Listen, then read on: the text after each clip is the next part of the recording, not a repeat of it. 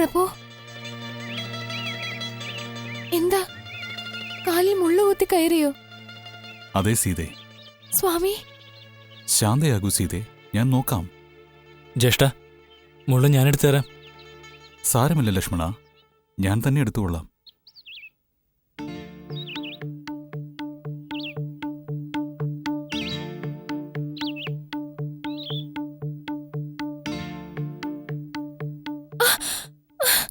ഓ ജ്യേഷ്ഠ,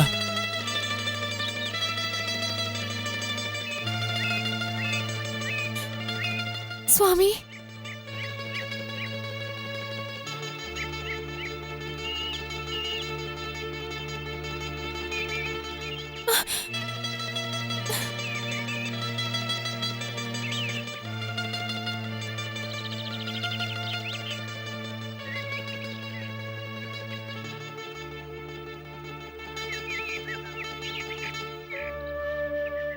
വിഷമുള്ളാണ്.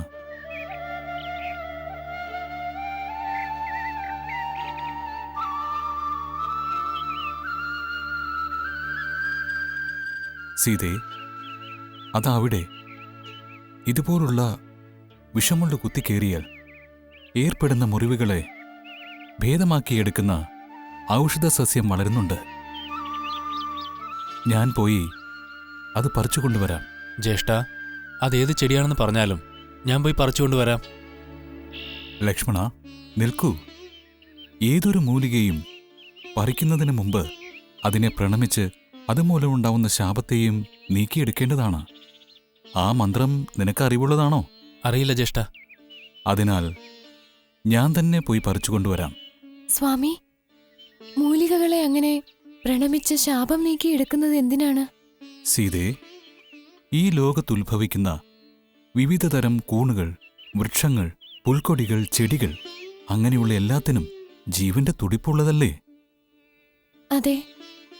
ആയതിനാൽ അവയിൽ നിന്നെല്ലാം നമ്മൾ ഇലകൾ പറിക്കുമ്പോഴും ശാഖകളോ അല്ലെങ്കിൽ മരങ്ങളോ വെട്ടുന്ന സമയത്തും ആ ജീവനുകൾക്ക് നഷ്ടമോ കഷ്ടമോ ഉണ്ടാവുക തന്നെ ചെയ്യില്ലേ?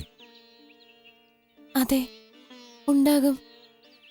അതുപോലുള്ള സമയങ്ങളിൽ ആ ജീവനുകളോട് നിങ്ങളിൽ നിന്ന് ചില ഭാഗങ്ങൾ എനിക്ക് ആവശ്യമായിട്ടുണ്ട്. ആയതിനാൽ അവ ഞാൻ പറിച്ചെടുക്കാൻ പോവുകയാണ്. അതുമൂലമുണ്ടാകുന്ന കഷ്ടതകൾക്കെല്ലാം നീ എന്നോട് ക്ഷമിച്ച് എനിക്ക് മാപ്പ് തരുവാൻ മൗനമായി മന്ത്രവിധികളെ ചൊല്ലിപ്പൂജിച്ചും അവകൾ നമ്മെ ശപിക്കാതെ പറിക്കുവാൻ വേണ്ടിയിട്ടാണ് ശാപം നീക്കിയെടുക്കുന്നത് എന്ന് പൂർവികർ പറഞ്ഞിട്ടുണ്ട്. അതായത് ആ ജീവനുകളെയും നമ്മൾ നമ്മുടെ ജീവനെ പോലെ ബഹുമാനിക്കണം എന്നതല്ലേ അതിന്റെ അർത്ഥം? അതേ ലക്ഷ്മണ. അങ്ങനെയാണെങ്കിൽ കർഷകർ സ്വയം വിത്ത് വിതച്ച് ജലമൊഴിച്ചു വളർത്തി ആയിരക്കണക്കിന് നെൽച്ചെടികൾ അരിഞ്ഞെടുക്കാറില്ലേ? അവർക്കും അപ്പോൾ ആ നെൽച്ചെടികളുടെ ശാപമേൽക്കില്ലേ? സീതേ, ആ കർഷകരെല്ലാവരും തന്നെ നമ്മളെപ്പോലെ ശാസ്ത്രവിധികളെല്ലാം അറിയുന്നവരല്ലെങ്കിൽ പോലും അവരുടെ പൂർവികർ പാലിച്ചു വന്ന സാധാരണ രീതികൾ പിന്തുടർന്ന് ഇന്നും വിളവെടുക്കുന്നതിന് മുമ്പ് വയലുകളിൽ പൂജ ചെയ്തതിനു ശേഷമാണ് വിളവെടുപ്പ് ആരംഭിക്കുന്നത് തന്നെ. കളത്തിൽ ധാന്യങ്ങൾ വേർതിരിക്കുമ്പോഴും പൂജകൾ ചെയ്തതിനു ശേഷമാണ് അവയെല്ലാം തങ്ങളുടെ ഗൃഹങ്ങളിലേക്ക് കൊണ്ടുപോകുന്നത്. ആയതിനാൽ ആ നെൽക്കതിരുകളുടെ ശാപം അവരെ ഒരിക്കലും ബാധിക്കില്ല. മനസ്സിലായോ? മനസ്സിലായി സ്വാമി, നന്നായി മനസ്സിലായി. ഞങ്ങളെപ്പോലുള്ളവർ 1000 ജ്ഞാനം നേടിയിട്ടുണ്ടെങ്കിലും ഇനിയും അറിയേണ്ടതായ വിഷയങ്ങൾ ധാരാളമായുണ്ട്. സീതേ, നാം ഒരുപാട് പഠിച്ചിട്ടുണ്ട്. എന്നാൽ പഠിക്കാത്തത് ഉലകളവിലുണ്ട്. അല്പം ക്ഷമിക്കൂ, ഞാൻ ചെന്ന് ഔഷധസസ്യം പറിച്ചുകൊണ്ടുവരാം.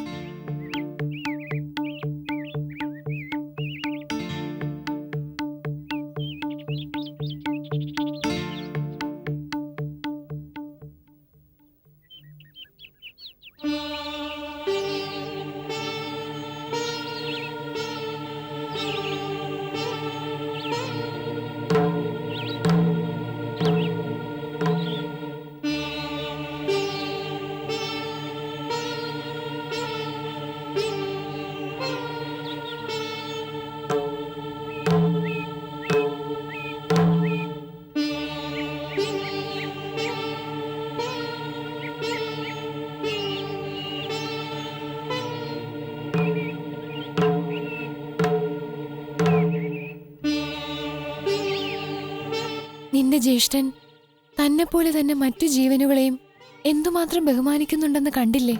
അതെ, അദ്ദേഹം മറ്റു ജീവനുകളെയെല്ലാം നന്നായി ബഹുമാനിക്കുന്നുണ്ട്. എന്നാൽ സ്വയമാണ് ശരിക്കും ശ്രദ്ധിക്കാത്തത്. ലക്ഷ്മണ, നീ എന്താണ് പറഞ്ഞു വരുന്നത്? അതെ, അദ്ദേഹം ചെയ്തതാണ് പറയുന്നത്. നാട്ടിലെ പ്രജകൾ എല്ലാവരും തടഞ്ഞിട്ടും പിതാവിന്റെ വാക്ക് പാലിക്കാൻ അദ്ദേഹം വനത്തിലേക്ക് വന്നു. ഭരതൻ വന്ന് ആ നാട് ജ്യേഷ്ഠന് തന്നെ നൽകാമെന്ന് പറഞ്ഞിട്ടും അത് കേൾക്കാതെ അവന് തന്നെ തിരിച്ചു നൽകി. അതിനു പകരം അവനെ അനുഗ്രഹിച്ച് തിരിച്ചയക്കാമായിരുന്നു. എന്നാൽ അവൻ ചോദിച്ചതിന്റെ പേരിൽ മെതിയടിയും കൊടുത്തുവിട്ട് ഇങ്ങനെ കല്ലിലും മുള്ളിലും നടന്ന് കഷ്ടപ്പെടുന്നത് എന്തിനാണ്? മലരിനേക്കാൾ മൃദുവായ പാദങ്ങൾ ഇങ്ങനെ ഈ കാനനത്തിൽ വന്ന് കഷ്ടപ്പെടേണ്ട കാര്യമുണ്ടോ? പറഞ്ഞാലും അയോധ്യ ചക്രവർത്തിയായി രാജ്യം ഭരിക്കേണ്ട അദ്ദേഹം ഈ വനത്തിൽ വന്നിങ്ങനെ കഷ്ടപ്പെടേണ്ട കാര്യമുണ്ടോ? പറഞ്ഞാലും ജ്യേഷ്ഠത്തി.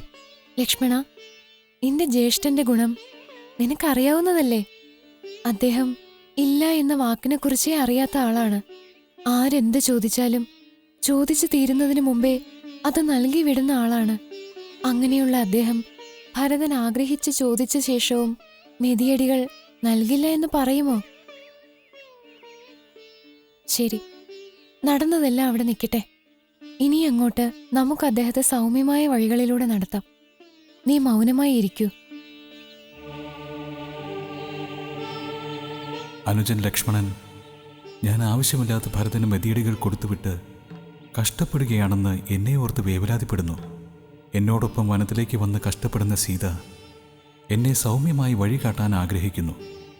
പിഞ്ചു കുഞ്ഞുങ്ങളുടെ മനസ്സുള്ള അവർ ഇരുവരെയും ഞാൻ ശ്രദ്ധയോടെ സംരക്ഷിക്കേണ്ടതുണ്ട്. സന്ദർഭമനുസരിച്ച് ഞാൻ ഭരതന് ആ മെതിയടികൾ എന്തിനു നൽകിയെന്ന് അവർക്ക് മനസ്സിലാകത്തക്കവണ്ണം നിരൂപിക്കണം.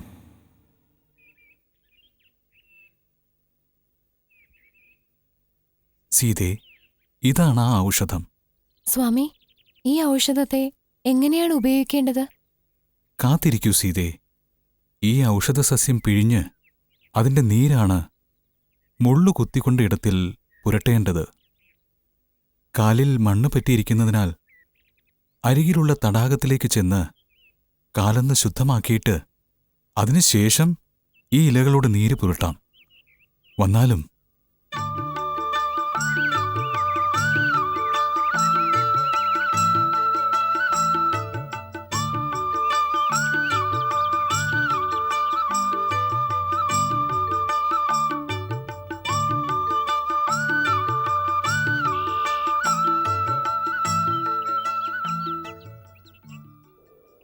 ഏയ് സുവർണതേ, ഗൗതമനെ പറ്റി എന്തോ പറയാനുണ്ടെന്ന് പറഞ്ഞ് എന്നെ ഇവിടേക്ക് കൂട്ടിക്കൊണ്ടു വന്നിട്ട് എന്താ ഒന്നും പറയാത്തത്? പറയാമല്ലോ. അതിനു മുമ്പ് എന്തിനാണ് ഇത്ര തിടുക്കം കാണിക്കുന്നത്? എടോ ശിവസുബ്രഹ്മണ്യരെ, പകൽ ചുറ്റുപാട് നോക്കി സംസാരിക്കണം. രാത്രിയിൽ അങ്ങനെയും സംസാരിക്കാൻ പാടില്ല എന്ന് പറയാറുണ്ട്. ഈ വനത്തിലാണെങ്കിൽ ഗൗതമ മുനിയാൽ ആദരിക്കപ്പെട്ട നമ്മളെപ്പോലെയുള്ള ധാരാളം വേദശാസ്ത്രികൾ ഈ ദേശത്ത് തങ്ങുന്നുമുണ്ട്. അതുകൊണ്ടാണ് ഞാൻ തന്നോട് മനസ്സ് തുറന്ന് സംസാരിക്കാൻ തന്നെയും കൂട്ടി ഇവിടേക്ക് വന്നത്. ഇവിടെ അങ്ങനെ ആരും ഇല്ലല്ലോ. മാത്രമല്ല, നമ്മളെ കണ്ടപാടെ എല്ലാ മൃഗങ്ങളും ഓടി രക്ഷപ്പെട്ടതും കണ്ടില്ലേ? ഇപ്പോഴെങ്കിലും എന്നെ കൂട്ടിക്കൊണ്ടുവന്ന കാര്യം പറഞ്ഞാലും. പറയാം. 12 വർഷങ്ങൾക്ക് മുമ്പ് ഇവിടെ ഒരു ക്ഷാമം വന്നുവോ ഇല്ലയോ? ക്ഷാമം എല്ലായിടത്തും ഉണ്ടായിരുന്നു. എന്നാൽ ഗൗതമൻ മാത്രം തന്റെ തപശക്തിയാൽ തന്റെ ആശ്രമത്തിനടുത്തുകൂടി ഒഴുകുന്ന ഗോദാവരി നദി വറ്റാതെ കാത്തു രക്ഷിച്ചു. അതുപയോഗിച്ച് താൻ വസിക്കുന്നതിന് ചുറ്റും ധാന്യങ്ങൾ വിളയിച്ച് നമ്മെപ്പോലെയുള്ള വേദശാസ്ത്രിമാരെയും മുനിമാരെയും സ്നേഹത്തോടെ സംരക്ഷിച്ചു പോന്നു.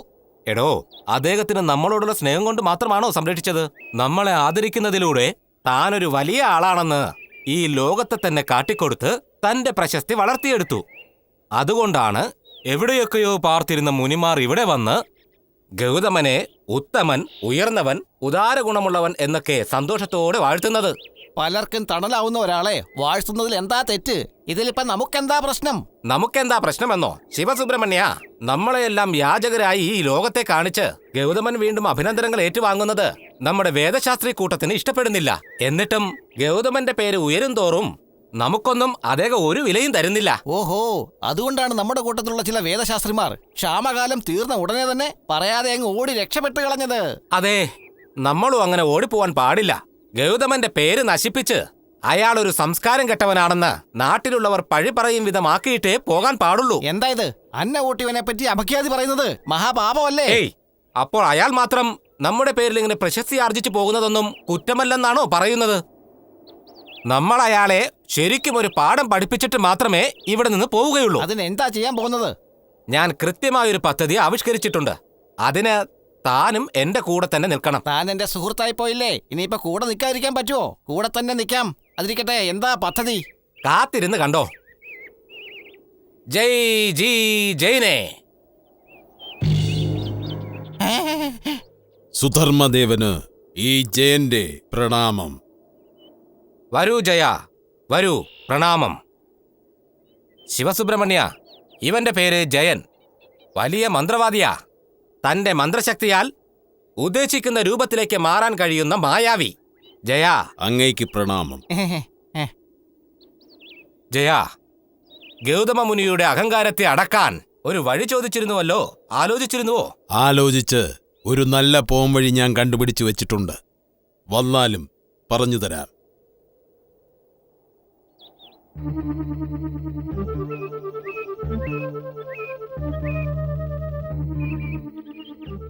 അത്രയുള്ളൂ. എങ്ങനെയുണ്ട് എന്റെ തന്ത്രം? വളരെ നല്ല തന്ത്രം. പറഞ്ഞതുപോലെ ചെയ്ത് കാണിക്ക്. ബാക്കിയുള്ളതെല്ലാം ഞങ്ങൾ നോക്കിക്കൊള്ളാം. ഞാൻ മുന്നിൽ പോകാം, നിങ്ങൾ എന്റെ പിന്നാലെ വന്നാലും.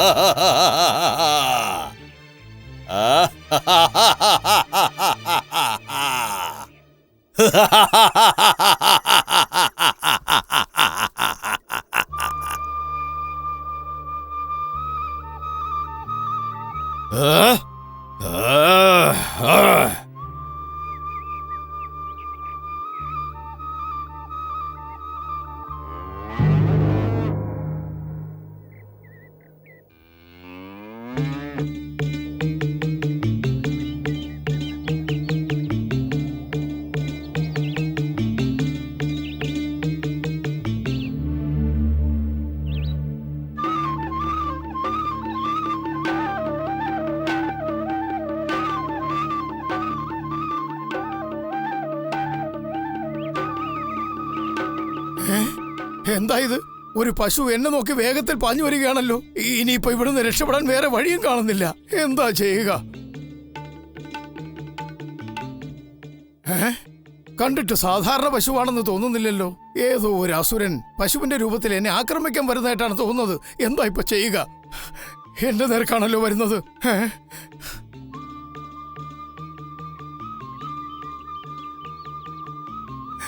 വേറെ വഴിയില്ല. ഈ പുല്ല് മന്ത്രിച്ചു വിടാം. വരുന്നത് യഥാർത്ഥ പശുവാണെങ്കിൽ ഇത് പുല്ലായി തന്നെ പോകട്ടെ. വേറെ ആരെങ്കിലും മാടിന്റെ രൂപത്തിൽ വരികയാണെങ്കിൽ ഈ പുല്ല് അമ്പായി മാറി അവനെ വീഴ്ത്തട്ടെ.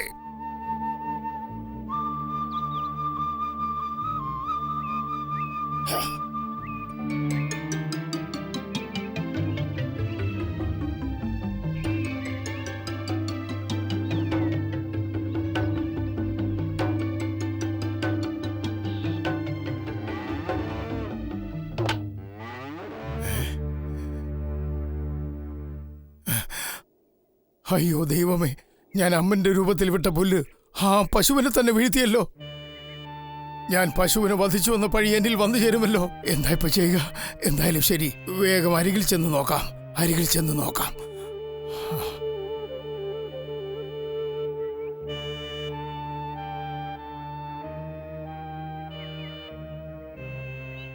ഗൗതമ മുനി വരിക. എന്താ ഇത്? അങ്ങെന്താ ഇവിടെ തനിച്ചു നിൽക്കുന്നത്? അയ്യോ, ഒരു പശുവിത അമ്പേറ്റ് മരിച്ചു കിടക്കുന്നു. അതിനെ നോക്കുന്ന അങ്ങയുടെ മുഖത്ത് വല്ലാത്ത പേടിയും നിരാശയും കലർന്ന് കാണുന്നുണ്ടല്ലോ. എന്താ സംഭവിച്ചത്? ശാസ്ത്രികളെ, എന്റെ നേർക്ക് ഈ പശു വേഗത്തിൽ പാഞ്ഞു വരികയായിരുന്നു.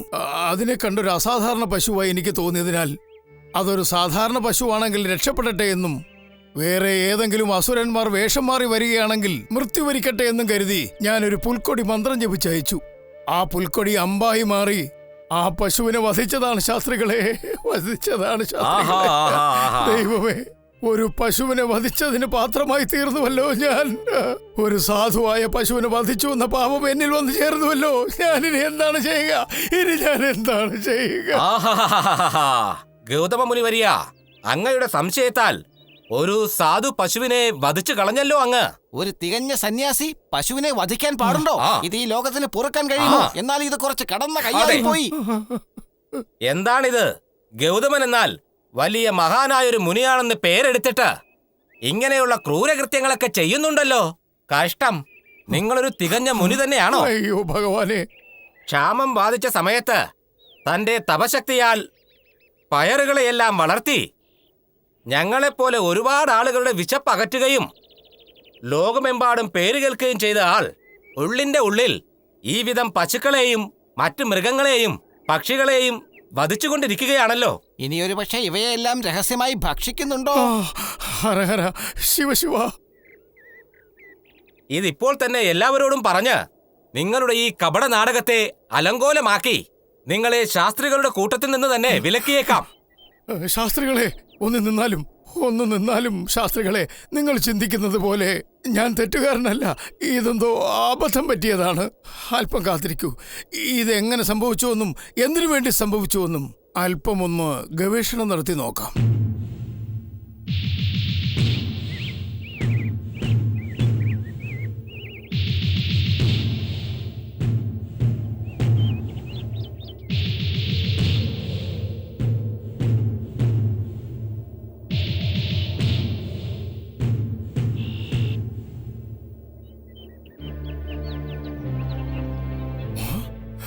ഓ, ഇത് നിങ്ങളുടെ വിദ്യയായിരുന്നു അല്ലേ? എന്താടോ, എന്റെ പ്രശസ്തിയിൽ അസൂയാലുക്കളായ നിങ്ങൾ ഒരു മായാവിയെ പശുവിന്റെ രൂപത്തിലാക്കി എന്റെ നേരെ പായിച്ച് ഞാൻ മൂലം അവൻ മൃത്യു വരിച്ചതും ഞാൻ പശുവിനെ വധിച്ചവൻ എന്ന് പഴിച്ച് നാടെങ്ങും പരത്തി ആക്ഷേപിക്കാൻ പോവുകയാണോ? ഗൗതമ മുനിവര്യരെ, അത് പിന്നെ മാപ്പാക്കണം.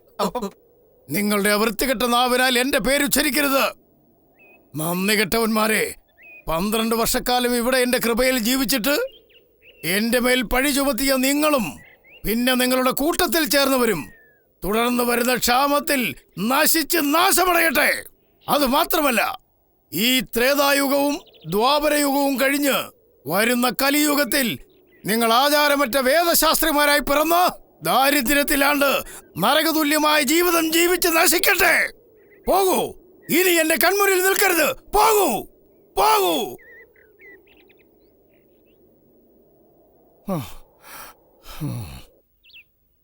ഇതുപോലുള്ള നന്ദി കെട്ടവന്മാർ എവിടെയും എപ്പോഴും ഉണ്ടായിരിക്കുന്നത് പതിവ് തന്നെയാണ്. ഞാനാണത് മനസ്സിലാക്കാതെ പെട്ടെന്നുള്ള ആവേശത്തിൽ അവരെ ശപിച്ച് എന്റെ തപശക്തിയെ ഞാൻ തന്നെ നിർജീവമാക്കിയല്ലോ. വീണ്ടും എന്റെ തപശക്തി നേടിയെടുക്കുവാനായി ഞാൻ ഇനി വീണ്ടും എന്താണ് ചെയ്യുക? രാമ, ശ്രീരാമചന്ദ്ര.